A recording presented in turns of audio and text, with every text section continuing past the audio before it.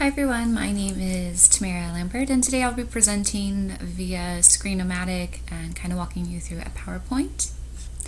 And this is why. So we moved to Austin, Texas this last year in July, and we had our first ice storm. We had 5 days worth of snow days. Our school actually lost power, and a lot of the surrounding communities had no power. We were lucky enough to keep our power, so we are blessed for that. However, this means there was a few challenges to get this assignment done. So instead of being able to walk you through a classroom, I'm going to do the best I can to walk you through photos of the classroom that I found, and I'll still be able to kind of tell you the modifications I've made. But as far as actually letting you see the classroom, there's no way I can do that without this assignment being late. So here we go. By the way, that's my daughter right there holding an icicle. Alright, so welcome to pre-K. This is kind of what the classroom looks like a little bit. Starting from the far left is the writing center, and then the middle area, that's a picture of the science center that I have. You'll see that the toys kind of go along the outside, and that inside table, the idea of that is for the children to take the manipulatives or toys that they're playing with and then put them on the table to do their scientific experiments or to look more closely at the items that they're playing with. The picture on the far right is the block center. So you'll see the wood blocks, and then on the left hand side of that there are some manipulative toys that they can add to the blocks. So if they're creating a zoo, for example, they can get some little toy animals and put them in their creation. So when setting up our classroom, the physical environment was the most important thing for me and for my co-teachers as well. To the left, you will see what the classroom setup will look like. It's a very awkward shaped classroom. It's like long and skinny. This original setup that we had did not work. We had children running from one center to the other across the room. We've had kids almost colliding with one another. So it was also really noisy. We decided to work together as a team and make the modifications on where each center is placed, because we realized very quickly that it really matters what centers you have next to each other.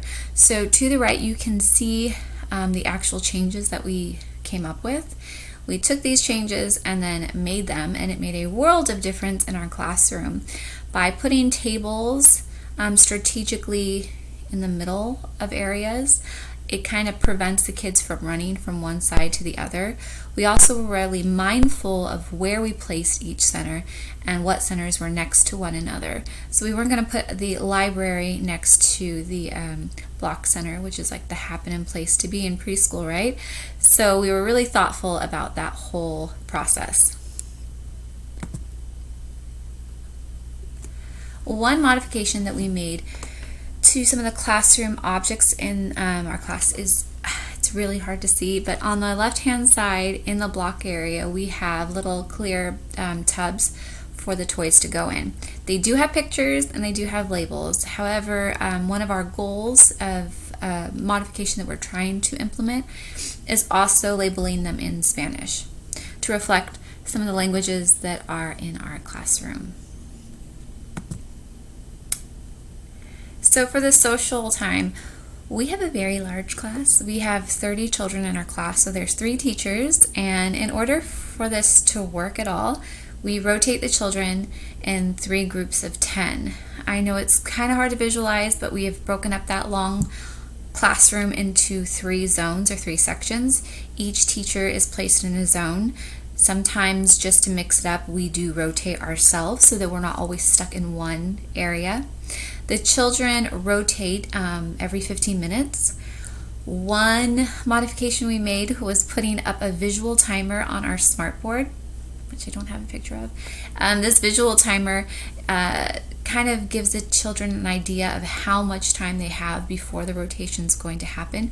We do have children who appreciate this, and we've had children who get anxious anticipating when this rotation is going to happen, so this kind of helps everybody in the classroom.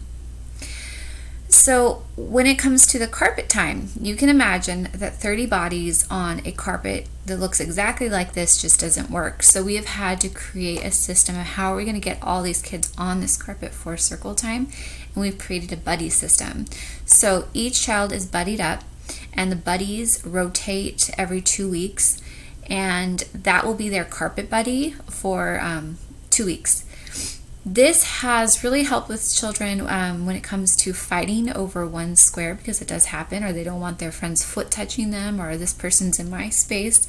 So as long as they know that their buddy is with them and they're allowed to be in that square together, it creates a more peaceful carpet experience for all of us. Group rotation. So to the right, just to give you guys a visualization of how many 30 little bodies look like together, this can get really chaotic when it's like, okay, circle time's done, let's go to centers. That doesn't work at all. So we've had to come up with a modification of how to rotate 30 bodies in a classroom and it makes sense. We have made the small groups of 10. One thing that we are working on is creating a chart with the kids' pictures and names so that we can have a chart for them to visualize who is in their group and then rotate them the following week. We originally tried daily and it was just way too chaotic. This gives the children an idea of who's in their group and when we're rotating. We try to be mindful of who their carpet buddy is, and this helps us with that every 2 weeks idea. So this also encourages the children sometimes to be friends with someone who they might otherwise not play with, or it helps them see all the different kids in the classroom instead of just their like little best friend who they're always playing with. Another social modification that we made in the classroom is the calming corner. It's my favorite place. To the right is an actual picture of the calming corner in the classroom. It comes with like a carpet, some squishies, a soft pillow, and inside there are social emotional books. And there's also a sound machine. It's tucked inside of that little thing, that little blue box. On the back there used to be a calming chart that showed different emotions. That was ripped off while a child was calming themselves. So that is no longer there. So we have been trying to come up with different ideas to put in that calming corner, and I found this little idea to the left on Teacher Pay Teachers. There's calming choices. So inside of that bucket there's like little things that they can hold on and manipulate and practice to calm their bodies. And also it gives us a time to go into the calming corner when we really don't have a reason to calm down.